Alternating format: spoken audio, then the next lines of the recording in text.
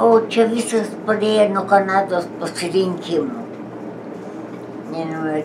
Tuo laiku buvo International Refugee Organization. Kanadai buvo reikalingi žmonės, aš atsiradau Kanadą. Gerai tai nebuvo. Pradėjau labai vargingai. Aš buvau labai iškilmingo vietai. Ministrė prezidento virtuvės tarnaitė. Tai buvo tais laikais didelis dalykas.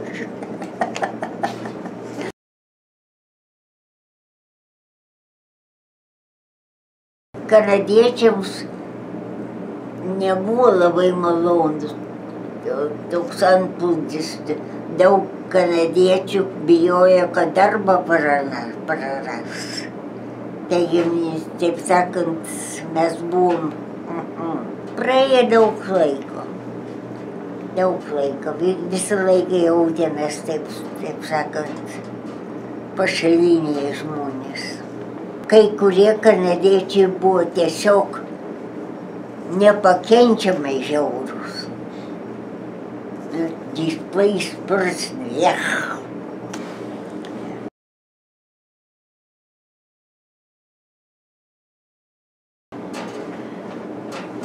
Žinoma, pirmiausiai rinkomas todėl, kad buvo svarbu būti su savais.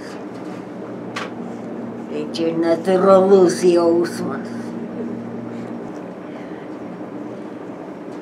Aš manau, kad mes galėtume būti trupučiuką aktyvesni savo kultūros atžvilgiu.